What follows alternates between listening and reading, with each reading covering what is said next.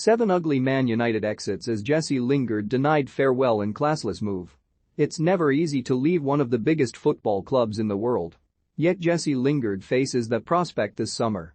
The 29-year-old's Manchester United contract will expire in June, ending a turbulent final 2 years at the club. Lingard has made just 2 Premier League starts for United since the beginning of last season. The England international's fall from grace is staggering when you consider the impact he had at West Ham last term during the loan spell, scoring 9 goals in 16 Premier League games. That should have been the catalyst for him to kick on, yet it wasn't meant to be.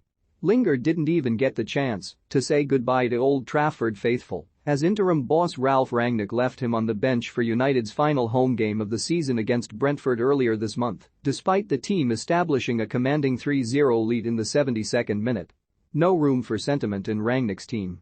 20 years of blood, sweat and tears, 4 domestic trophies, 3 cup final goals, not even a farewell, raged Lingard's brother Louis in a private Instagram post.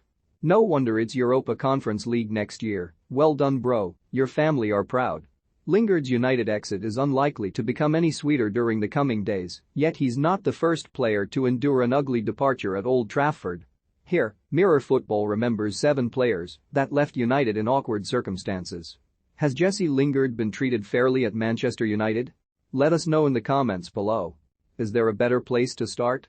Keane was idolized at United, leading them to 17 trophies during a 12-and-a-half-year spell.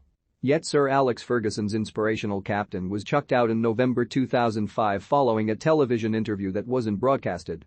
Keane was alleged to have criticized the performances of several first-team players in an explosive interview with MUTV, the club's in-house television channel. Ferguson was not willing to accept Keane's outburst, and he was shown the door. "You don't criticize any Manchester United player outside the doors," said the legendary United boss in 2005. "I have never done and I won't. I am unremitting in that respect. Totally unequivocal. My stance is there, and it doesn't change." Di Maria's United exit wasn't that ugly, to be fair. The Argentine's decision to join Paris Saint-Germain after a year at Old Trafford suited all parties, as he scored just 4 goals in all competitions during his one and only season for the Red Devils. What annoyed supporters was his criticism of the glorious Manchester reign. "I'm getting on very well," admitted Di Maria in February 2015. "The weather is the only thing, it doesn't help a lot." "What do you mean, Angel? It's always lovely up north." Joking aside, Di Maria has since admitted he never wanted to leave Real Madrid for United and that his Manchester home was burgled. He also didn't have the best relationship with manager Louis van Gaal and struggled to adapt to life in England. "Life in England was a bit difficult," Di Maria told Le Parisien in 2016. "It is not easy for a South American. Some people get on fine, and for others it is harder to adapt. My family wasn't happy. My daughter was suffering. So it was important to leave." This still makes me chuckle. After Tevez left United for local rivals Manchester City in the summer of 2009, the Argentine's new club printed a huge billboard in the city centre that read, "Welcome to Manchester." Let's not forget, Tevez had already won 6 trophies in Manchester by this point, including 2 Premier League titles, and had scored a vital goal in the city to keep West Ham in the Premier League. Yet he still needs a welcome sign. The audacity. City manager Mark Hughes tried to de-escalate the drama. "It's a bit of fun between the fans," he said. "It is in a similar vein as the banner at Old Trafford which counts the time span since City's last trophy win. We're glad it's got so many people talking." Yet Ferguson was having none of it. He told reporters, "It's City, isn't it? They are a small club with a small mentality. All they can talk about is Man United. They can't get away from it. They think taking Carlos Tevez away from Man United is a triumph. It is poor stuff." Tevez went on to win the Premier League, FA Cup and Community Shield during his turbulent 4-year spell at the Etihad. Yet during the same period, United won another 6 trophies, including 2 Premier League titles. Seems like Fergie had the last laugh. Van Nistelrooy scored 24 goals in his final season at United, yet that still wasn't enough for him to avoid the chop in the summer of 2006. His sale to Real Madrid came after a public falling out with Ferguson over him being dropped for the League Cup final. The two would eventually end their rift in January 2011 after Van Nistelrooy apologized. 2 or 3 times every year I would think to myself, what a shame it was that it had ended like it did with Ferguson, said the striker.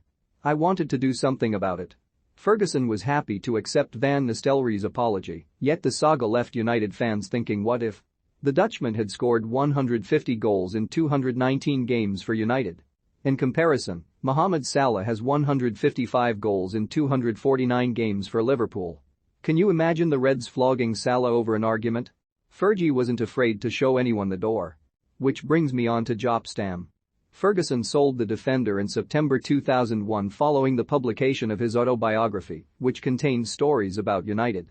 It was a surprising decision, as Stam was regarded as one of the best centre-backs in Europe. Ferguson later admitted his regret at selling Stam due to United winning just one of the next 5 Premier League titles. Obviously Joop Stam was always a disappointment to me, admitted Ferguson on retiring in 2013. I made a bad decision there. The transfer didn't work out for Stam either, as he failed to win another league title at Lazio, AC Milan and Ajax. He was part of the Milan side that famously collapsed against Liverpool in the Champions League final in 2005, just to add insult to injury. The only good thing about Sanchez's time at Old Trafford was his fantastic skills on the piano during his unveiling. I'll be devastated if anyone tells me he's not really playing it. The Chilean left rivals Arsenal for United in January 2018, but managed to score just 5 goals in 45 games before leaving for Inter Milan. His eye-watering salary, worth as much as £500,000 a week depending on bonuses, made his record look even poorer. Sanchez's time at United was summed up in September 2020 when he claimed he wanted to leave the club after just one training session.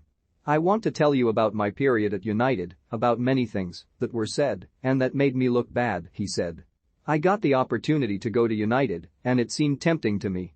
It was something nice for me because, when I was a kid, I liked that club a lot. I ended up signing without much information about what was happening in the move. The first days that I was with my colleagues, sometimes there are things that you do not realize until you arrive. The first training I had I realized many things. I came home and I told my representative, can't a contract be terminated to return to Arsenal? Beckham will always be a legend at Old Trafford for being an integral member of the class of '92, yet his exit wasn't pretty. In fact, it was bloody after Ferguson allegedly caught the midfielder just above the eye after launching a boot across the dressing room. The incident happened during an FA Cup defeat to Arsenal in February. It's unclear if the manager was aiming for Beckham, who was left needing stitches. Nevertheless, the England captain left Old Trafford the following the summer for Real Madrid. I was there in the dressing room that day, and, let's put things right, it was not a good shot because the boot first hit a table and only then it went in Beckham's direction, United assistant manager Carlos Queiroz later recalled in an interview with 442.